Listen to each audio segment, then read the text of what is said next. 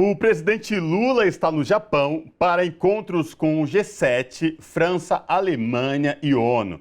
Ele participa de 3 sessões temáticas com a cúpula estendida do G7. Até segunda-feira, o presidente brasileiro terá reuniões também com os chefes de Estado da Austrália, Indonésia e do Vietnã. Sobre essa questão, nós conversamos agora com o professor Reginaldo Nasser, que é professor de Relações Internacionais da PUC São Paulo. Professor Reginaldo Nasser, tudo bem? Prazer recebê-lo aqui no Revista Brasil TVT. Seja bem-vindo. Bom dia, é um prazer estar aqui falando com vocês sobre essa viagem de Lula. Professor, vamos então repercutir esta viagem do presidente Lula para o encontro no G7. Lembrando aí que o Brasil volta a participar de um encontro como esse após 14 anos. Queria ouvi-lo sobre os impactos e a importância do Brasil retornar a este cenário participando de uma cúpula do G7. Bom, eu acho que tem algumas variáveis aí que convergiram para esse momento, né? A primeira, claro, foi a eleição do presidente Lula, que já é conhecido no meio internacional devido ao seu desempenho, né, durante os 2 primeiros mandatos, que teve uma grande projeção. O Lula sempre enfatizou a necessidade de um mundo multipolar, incentivou sempre a questão do multilateralismo, né? Então, esse retorno ele é muito significativo. É significativo também porque, nesses 14 anos, aquelas tendências que haviam lá atrás, elas se desenvolveram, elas se expandiram. Que tendência é essa? O crescimento da China, né? Então, de lá para cá, a China, que já vinha despontando, se consolidou com um grande poder mundial na área econômica, política, militar, e isso acirrou a disputa com os Estados Unidos. Decorrente disso, né, um outro, né, bloco, um outro grupo, né, uma outra organização, cresceu muito nesses anos também, que é o BRICS, né, devido, claro, à projeção da China, que acabou puxando para isso. Então, para se ter uma ideia, hoje o BRICS, em termos de PIB, já passou o G7. Então, é claro, o G7 continua sendo um grupo muito importante, as maiores economias do mundo. Mas se nós olharmos em termos de poder relativo, ele diminuiu significativamente. Então, a voz do Lula, nesse contexto, falando a respeito como membro do BRICS, né, como alguém que faz parte do Sul Global, é muito importante estar ali entre o G7, que são os Estados Unidos, na verdade, os seus aliados. Professor, e agora falar de um tema bastante importante, que Lula participa de um dos painéis sobre insegurança alimentar, né? Algo que assola a nossa população aqui no país, no Brasil, mas também diversos outros países do sul global, né, também sofrem com essa insegurança alimentar. Queria ouvir o senhor sobre a importância, então, da participação de Lula nesse painel e essa temática dentro do G7.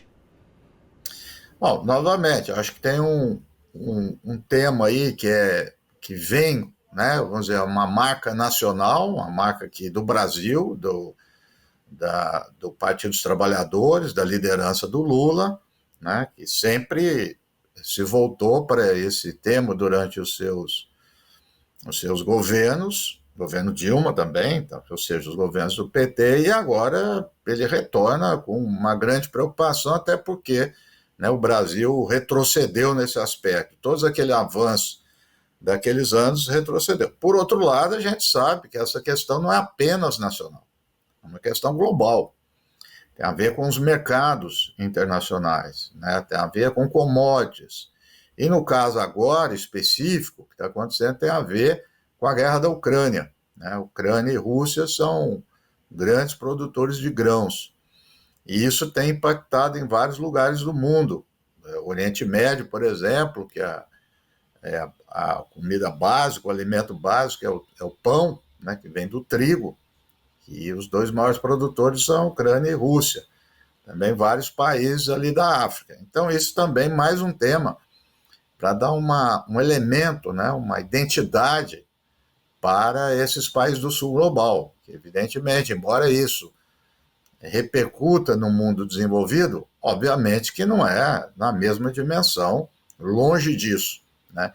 Então, esse aspecto, creio que caracteriza muito bem a relevância da presença do presidente Lula, como um representante desse sul global, que vai estar ali também Índia e Indonésia, como foi dito.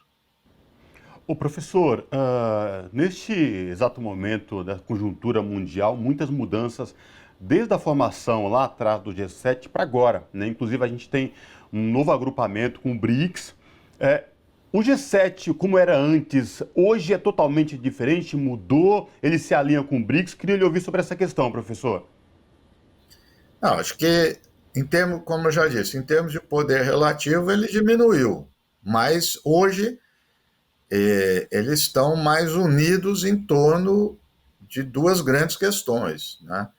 A guerra da Ucrânia, quer dizer, há uma aliança muito clara, muito forte dos países do Ocidente, incluindo aí Japão, né, em torno da Ucrânia, né? Fornecimento de armas, né, de todo apoio político, apoiar as sanções contra a Rússia, né? Então, esse aspecto, ele não que ele é novo, mas ele se intensificou essa aliança. Por outro lado, também, há um outro problema, que é a China, né? Então, como os Estados Unidos lidera esse processo, como o Japão está ali, ao lado da China, então tem questões regionais ali, né? De disputa, de influência, histórico isso. Então, isso traz o tema da China também, que vai, sem dúvida nenhuma, aparecer, principalmente em torno de Taiwan. Mas é óbvio que a questão é maior que Taiwan. Mas o que vem um elemento aí complicar tudo isso, e as pessoas, volta e meia, é natural que faça, tenta comparar com Guerra Fria, o mundo bipolar. Eu diria que aqui é um pouco mais complicado. Por quê? Porque se você olhar todas as economias desses 7 países, elas estão muito dependentes da China, elas estão brincadas com a China. Isso não tinha na Guerra Fria, quer dizer, a economia da União Soviética não tinha essa relação, né? Então, a começar pelos Estados Unidos, passando pelos países europeus, todos têm. Então, é um dilema isso, né? Quer dizer, se opõe a China, a partir dos Estados Unidos, se vê como uma disputa, né? Uma competição entre, a gente chamaria uma coalizão de aliados de cada lado, mas, ao mesmo tempo, depende da China. E a China também, nos últimos tempos, tem mostrado um aspecto que até então não tinha muita relevância, que é o aspecto diplomático, né?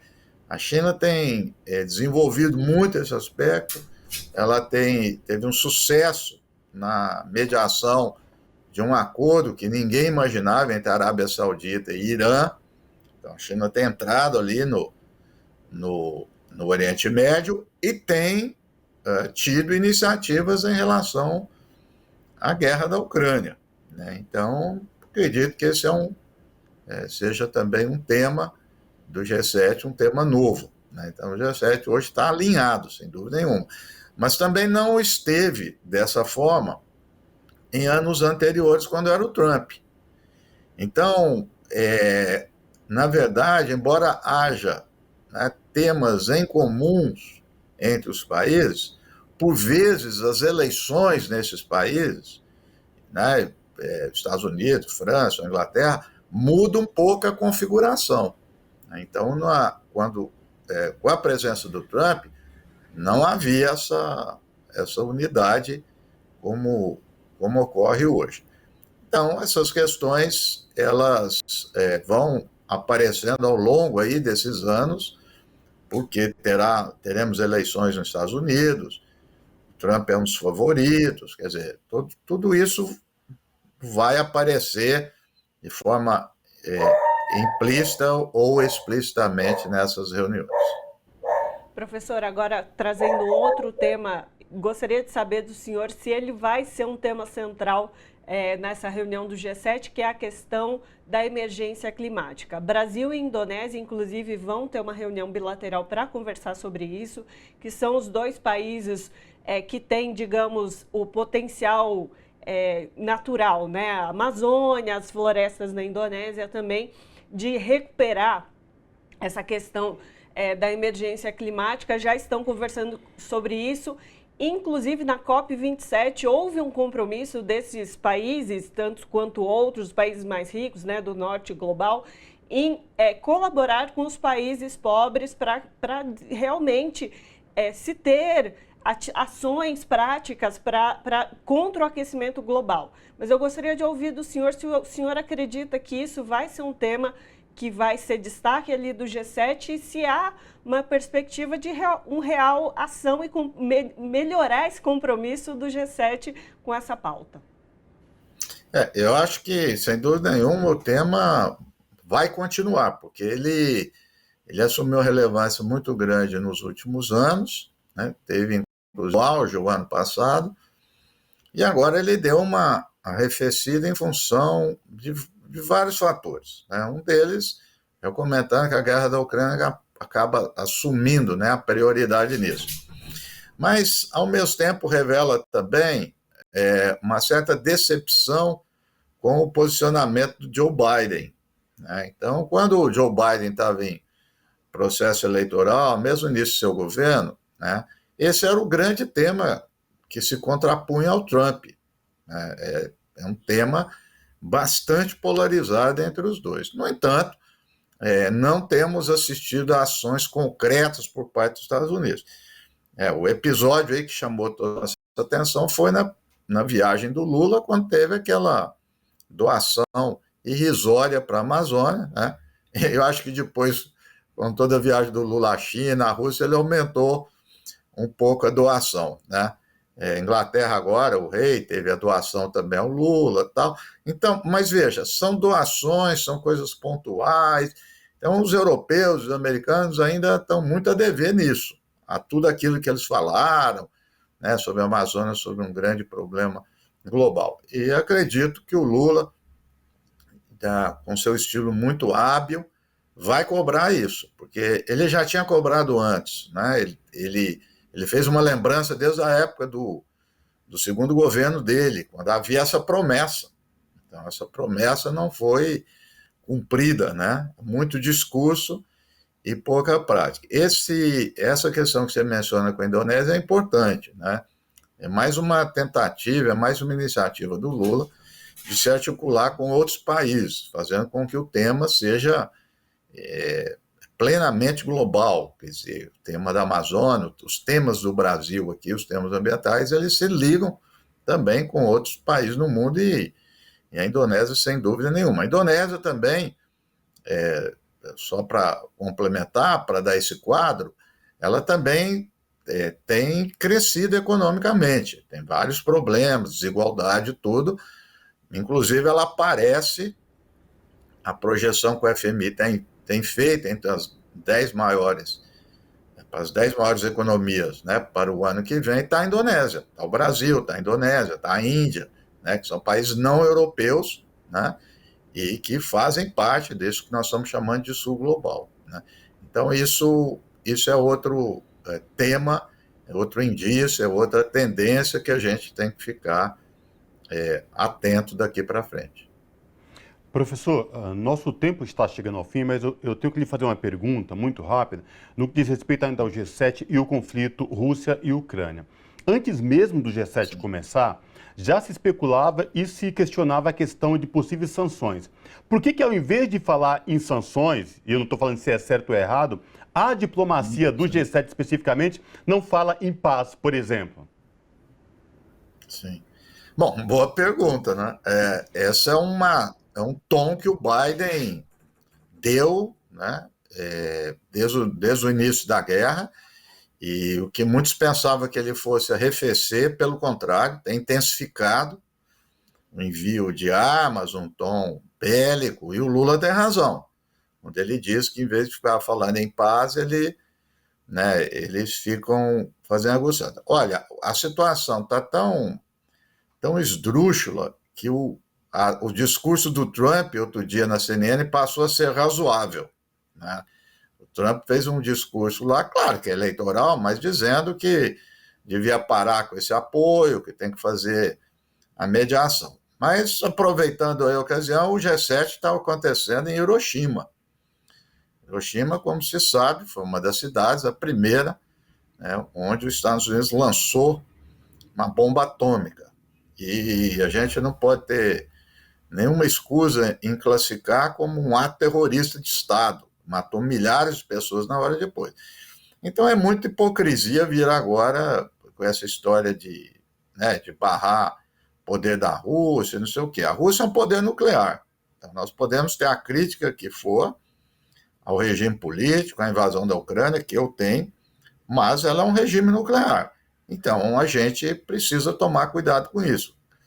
Acho que o clima ali de Hiroshima, como se diz, hoje é um clima que simboliza a paz, poderia, né, oxigenar um pouco nesse sentido, mas parece que não, né? O Biden já fez lá a abertura, parece que as informações que tem já insistindo nisso. Vamos ver o Brasil, a figura do Lula, a Índia e a Indonésia, que esses países que não estão entrando nessa lógica, embora sejam convidados do G7, tentam pelo menos amenizar esse tom que realmente o conflito está entrando num momento muito tenso, porque está se ensaiando aí uma grande ação militar da Ucrânia e sempre a expectativa de como a Rússia vai reagir. E só pegando o gancho rapidamente, fazer um comentário aqui. Na segunda-feira, os estadistas vão visitar o Memorial da Paz em Hiroshima, muito significativo nesse momento em que a gente também fala tanto sobre a guerra entre Rússia e Ucrânia. Conversamos com Reginaldo Nasser, que é professor de Relações Internacionais da PUC São Paulo. Professor, muitíssimo obrigado por participar conosco aqui hoje. Foi um prazer ouvi-lo. Prazer foi meu. Até outra oportunidade. Abraço. Abraço.